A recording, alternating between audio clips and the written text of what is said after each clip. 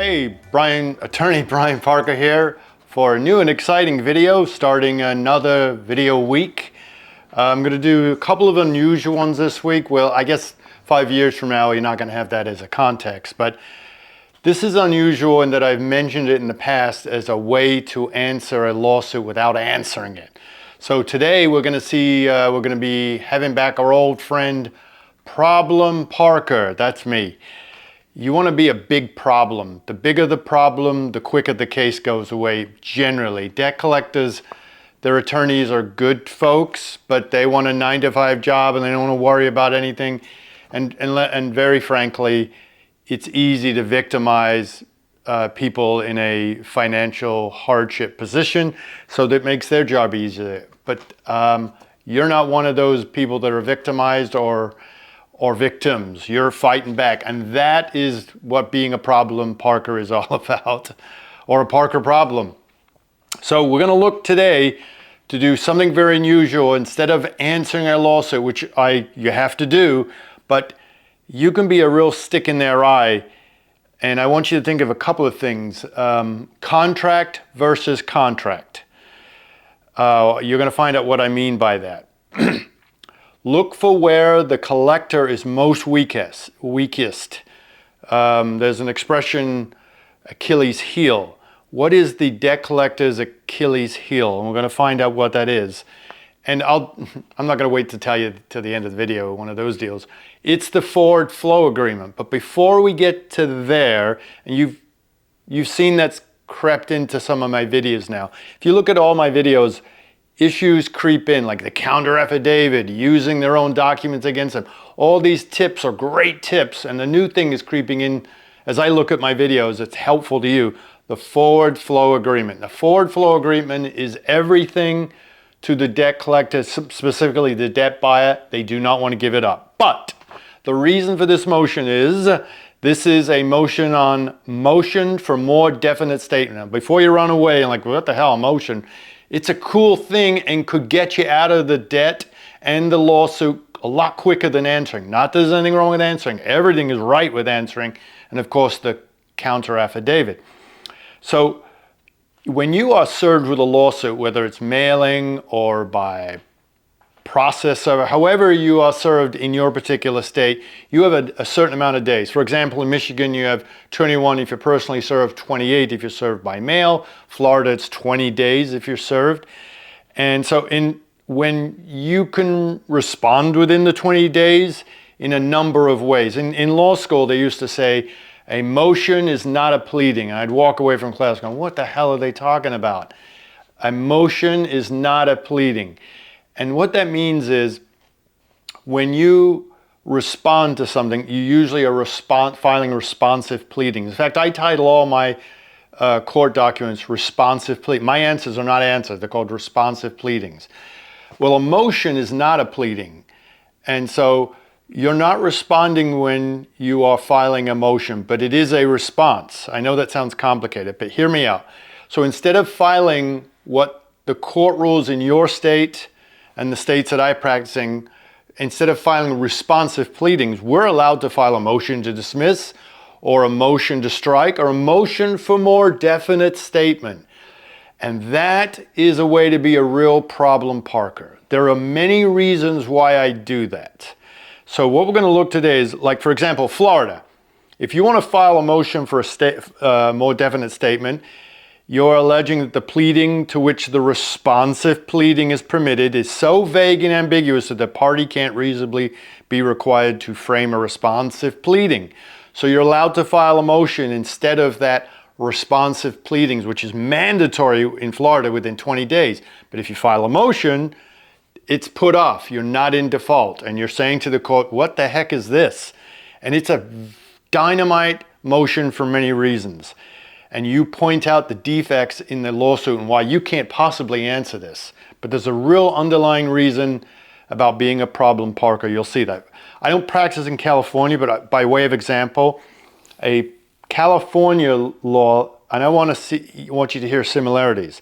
A party may move for a more definite statement of a pleading to which a responsive pleading is allowed, but which is so vague and ambiguous that a party cannot reasonably prepare A response. So a motion must be made before filing a responsive pleading and must point out the defects complained of. So I want you to get the similarity depending on what state you're in. They're all pretty much, to be very honest with you, a lot of state rules are based upon federal rule.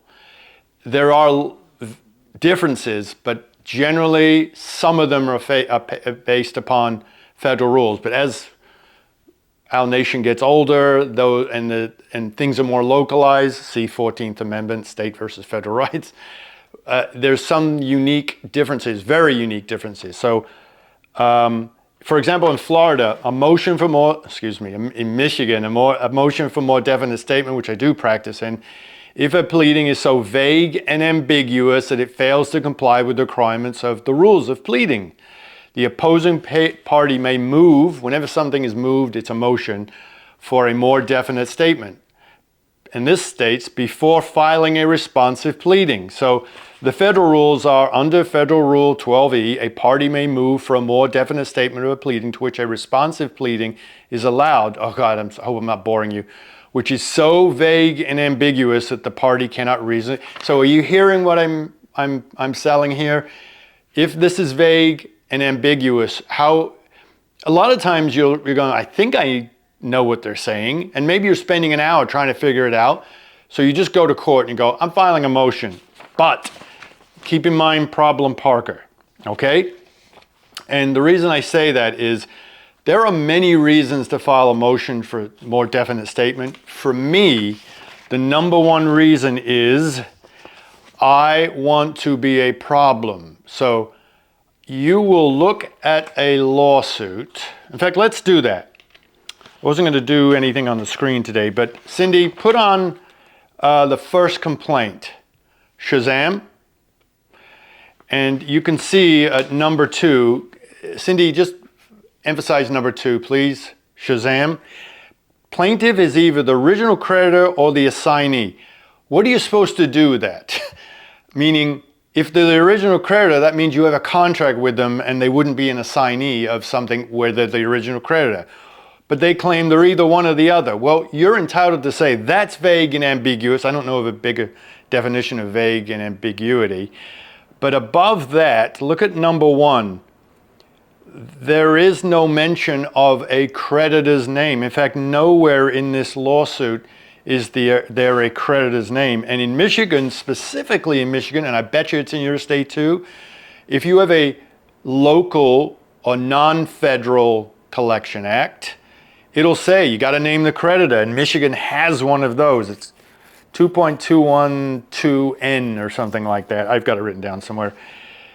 So that's, you don't know who's suing you or why, and they can't even, if they own the debt, they'd go, where are the owners, where are the assignees? But they don't plead like that. Now there's a reason, as we've talked about, they file 1,000 of these, so they want one size to fit all, but that's where you come in. You take advantage of that. And they say they are defaulting under the terms and conditions of the contract, but they don't attach that. And I want you to remember these words too, contract versus contract. They are saying you violated the contract. But keep in mind what I say when I say contract versus contract as this goes on. So that's an example. Let's give you another example. Shazam, that's the second complaint. That complaint, like the other one, does not have the name of the person. So you can go to court and go, why am I being sued here? They don't even mention my name. Again, you're being a problem, not to the court. You're pointing out obvious things that the debt collector has to file like this, otherwise its machine would break down if it was specific to you. So it files in general terms because it knows out of 100 lawsuits it files, 90 are going to probably get defaulted or settled quickly. So they don't care, but that's the 10% that you and I live in, and we can get our debt eliminated or vastly reduced. So that Shazam, that complaint, look at number 2. Cindy, emphasize number 2 again. Upon use of the credit account, defendant became indebted to the plaintiff upon account stated and or pursuant to the contract, and defendant accepted same. say that fast and tell me what the heck that says. Say it slow. But what it does say is saying, when you used the card, you immediately became indebted to LVNV funding, which would be impossible because LVN funding buys old debt that's been defaulted. But if you use the card, upon use of the credit card, you're having a relationship with the creditor. So again, this one-size-fits-all complaint is something you can be a problem parker and then say, hey, I just need to know who is suing me and why. And look at the, number one. Cindy, emphasize number one, Shazam. Look at the crafty way they pretend to say they're stating the creditor. Pursuant to the defendant's request, the original creditor, unnamed, issued to the defendant a credit account. All right, so yeah, okay. Plaintiff is the current owner and was assigned all the rights and title and interest to defendant's Credit One bank account. Before you say, well, there you go, they're just telling you that they're Credit One bank account. They're not. If they say Credit One sold you or Credit One was the original creditor, which they could easily do. Why do this?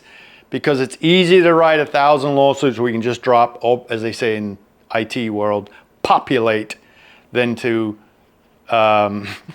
do the right thing. So you take advantage of that. You be a problem parker. So when you look at those two types of lawsuits, I want you to ask the following questions. And Cindy, let's put them up. The top four here, Shazam. Is each allegation clear and concise? Clearly no. I just gave you two examples from two lawsuits, which are, by the way, typical debt buyer, debt collection lawsuits, whatever state you practice in. Two, does the lawsuit contain a statement of facts? Where is the facts in that lawsuit? Why am I being sued by this company? When did they buy the debt? Who did they buy the debt from? What date? How much? That's, again, that's your who, what, why, where, and when that can travel with you everywhere. Number three, does the complaint reasonably inform the defendant of the nature of the claims against it? Hells no. Those two are examples of probably 100% of debt buyer lawsuits. Check out MCM, PRA, Crown Asset. It's all vague and ambiguous, but it has to be for them to, for their machine to operate. That's where you move in, and that's why I bored you with how states look at your right to file a motion. In fact, I would argue that every single lawsuit, collection lawsuit, is subject to an open to a motion for more definite statement. And we're going to end this video telling you exactly what we're doing and why, before you think it's maybe a problem for you. It isn't. Number four, does the complaint allege everything in an understandable manner or how the claims are supported? Let me just say this. Number two, that last one, or the one before, plaintiff is either the original creditor or the assignee of defendant's account. Unnamed defendant, by the way. Or how about this? Upon use of the credit account, defendant became indebted as the plaintiff upon account stated and or pursuant to the contract and the defendant. So you don't have to be an English major to know that that's not clear and concise and is not mentioned in an understandable manner. And you can argue that successfully to a court that will be receptive. Just a few things, I'm going to put them up. In Michigan, it's MCR 2.112, requires you must name the creditor. Those two lawsuits did not name the creditor. In California, fantastic state, they have a Debt Buyers Act with numerous requirements naming the owner of the debt, along with how much, where'd you buy it, who'd you buy it from. It's very detailed and a pain in the neck. So look for if you're sued in California, I bet they violate that act. In Florida, the rule is Civil Procedure 1.110B provides that a party may move for a more definite statement if a pleading is so vague and ambiguous that the party cannot reasonably prepare a response. So it's all about vague and ambiguous, but we're going places with this. My membership website, collectionstoppersolutions.com, will have a template motion for more definite statement for you, and I'm going to attach a counter affidavit. Where do we get the counter affidavit from again? Hello? Where are the documents? That's right. You get it every time. from their documents. You use their documents against them. Now, there's a little thing here that we're alleging they don't have the proper documents, and they never do. And that's why we're being a problem parker. Even though we can kind of glean that what they're saying, even though they're not following the rules. And also, we want them to give vague and ambiguous reasons why you owe the debt. But the greater good for you is that you make this an issue with the court. This is one of those reasons why we're doing this. We want the court to hear our side of things before we've even answered. We want the other side to go, uh-oh, I'm dealing with someone that knows what they're doing. And now the number one thing we want out of this is after you've, again, I've got a template on my collectionstoppersolutions.com membership website. I've got the counter affidavit. Before I get into the big thing, timing. Remember, by the way, these notes are going to be attached to the membership website, so you can follow along if I'm too boring, but this will give you some clues. You use your state rules to fit these in. But if the court grants you a motion for more definite statement, and by the way, this happens, sometimes they don't want to respond based upon what you ask. And this is my point underlying all this, getting to where I really want you to go. If you ask for stuff too deep in their underwear, sorry, but if you ask where they don't want to show you stuff, they may not respond if you get an order. So generally what happens, if you win that motion, the court will go, and sometimes it's statutory or by the rules, okay, debt collector, you have 14 days to respond and produce a new amended complaint with the support. A lot of times they won't answer that and they'll just let it go. You now can move for a default, or the case just gets defaulted naturally, but you now have a court order that says they got to do something, and they will often just blow it off because they don't want to give what the court has asked. So getting back to the utility of filing this motion against, don't we want them to be vague and ambiguous? One of the reasons I'm weird about that, because there are courts that go, well, it says right here they owe it, even though it doesn't. You want to fight that, and I've talked in the past about getting a court order that's on your side that kind of sets the court up. Look at my motions, look at my videos on motions to compel, and my videos, I think, on summary disposition responses. You want to set the court up. You just want her to do her job, but sometimes they will strike cases or your defenses because they just want this off their docket. That's a reality. So have this motion filed against the vagueness of the possibility that the court's going to go their way anyway, because it's got hundreds of these cases and it just wants them off. So you got to be a problem parker, but not one where the court is perceptive that you're later on protecting yourself because she's going to be a problem. I hope that makes sense. Look at my videos. So if they don't respond in the 14 days, you can move for a default judgment, which people file against you, us or our debtors all the time. So, and you've got a court order, and even if they file and do what the court asks, it's going to be half-ass. So you'll always have this court order saying, we asked them to do the right thing and they haven't done it. If they ever file that motion for summary dismissal, you can say, court, you ordered this, they still haven't done it. And the court is in a bind now because it wants that case gone and it's got its own order. So that's some things you have to do. All right. So one of the reasons the utility serves you in filing this motion for more definite statement is we want your case out front. We want that counter affidavit announcing why that lawsuit is bad. We want the defects announced. They're embarrassed by that, by the way, because most of the attorneys, while they've signed off, they haven't done much work creating that complaint, and I'll stop right there. But they're embarrassed because they can see how bad it is. I just showed you two from two different law firms which slide right through, no courts recognize, will get defaulted. Oh, that looks like enough for me if you don't answer. So this stops the answer time. But here's the bottom line. Every a large proportion of these cases are based upon you violated the terms and conditions of the credit cardholder's agreement. So, in other words, their lawsuit, as you saw, those two I put up are violations you breached, and it's going to be an account stated claim too. It's also breach of contract.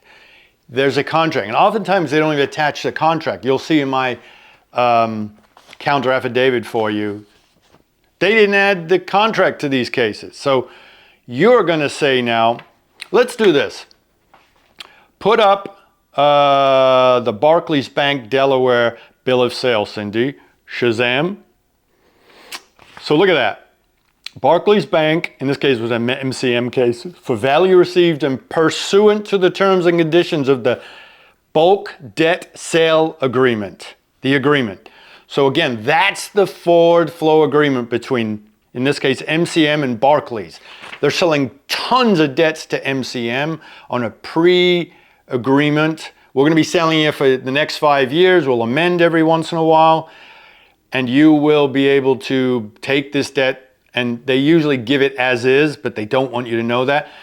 But that's an agreement that the whole case rests upon. Most people don't realize that, but now you do. This is pursuant to the terms and conditions. So there's a bill of sale. They're saying, Your Honor, we own the debt. All right? It says it's pursuant to the terms and conditions of a bulk debt sale.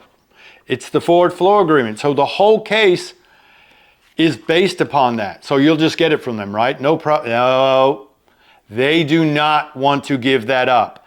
The creditor does not want that out there because there's special terms and conditions between the creditor and, in this case, the MCN. There's prices they don't want the public to know about, and they don't want to know that, frankly, it's debt going that way. And it's just a lot of, if you will, they're going to term it trade secrets. They will term it as trade secrets, but you can say, okay, so this whole case is based on the terms and conditions. Which ones are trade secrets? Because you can't sue me based on something your own documents say are based upon. So let's look at another one. Citibank. Cindy Shazami. See the bill of sale and assignment. By the way, it's neither a bill of sale or assignment. They add all these names to make it more credible. But second paragraph, and just block this out, Cindy, for value received and subject to the terms and conditions of the master purchase and sale agreement. Again, the whole thing, everything is based upon the forward flow agreement. So you should have a right to be presented with the evidence against you.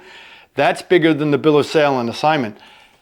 Citibank does not want you having that, and these guys don't want you having that. Let's look at another one, a Synchrony Bank. Shazam, Cindy. This one, bill of sale.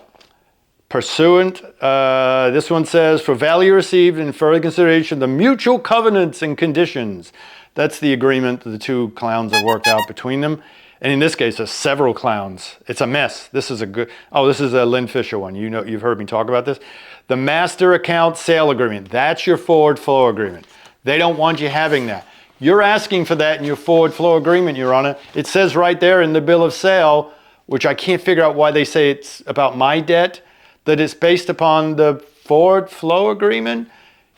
They don't want to give that up. You settle that case, okay? Here, let me give you the last one. It says Exhibit J, whatever. Shazam. Affidavit of sale of account by original creditor. Second paragraph, Cindy. Highlight.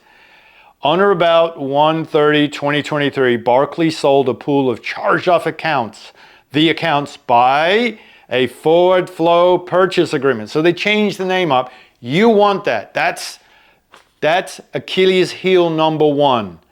Start off on that, and you will end that case. They do not want to give. By the way, if they start really bristling and causing all problems, that's a problem Parker result. You want to see what really bothers them, and then you just start focusing on that, and that case will get settled. And how are we settling it? Are we answering a complaint? No, we're not even going that far. We're doing a motion for more definite statement. So I started off thinking, people aren't going to want to hear about a more definite statement, but it has fun reasons. Just hang in there. It's a contract versus contract. Your Honor, they're saying I'm breaching the terms and conditions of a contract, but this is based upon the terms and conditions of a contract. I'd like to see it. Wouldn't you like to see it, Your Honor? Because they're asking you to say, I owe this debt. Is my debt going to be in there? Because clearly they don't have any proof of that. Look at paragraph 2 in that one, look at paragraph 2 in the other. You can have some fun with this. Again, on this website, collectionstoppersolutions.com, hundreds of videos, tons of templates. You'll have fun against anybody in the debt collection business. If I don't have it, let me know and I'll make a video. A gentleman contacted me today about a video. I'm like, oh, haha. I don't have that. So I'm going to do that video. So I'm not going to, there's no point in me telling you which the video is. But go to the website, collectionstoppersolutions.com. And in this case, this video will have the template you need using your own state rules, the counter affidavit, and these notes. You know what I'll do? I'll also put on a couple of the bill of sales. Remember, I've done a great video on bill of sales, assignments and extensions. Cindy, put those up there so people can go to those for reference. Those are all on my Collection Stopper Solutions membership website. One monthly fee. It's all yours. It's cheaper than an attorney, but it's 30 years in about 30 minutes from this attorney. It's done it and seen it all. I hope I've helped you. Don't be scared by filing a motion. It could settle. If you go in for that forward flow agreement, trust me, be a problem parker. And they do not want to give it up. You'll see how they react. And when you see it, go, aha, so this is what bothers them. So go for it. I hope you win it. I hope you're a winner. And I thank you very much for your time and attention. Oh, don't forget to like, love, and subscribe. Thank you. Parker out.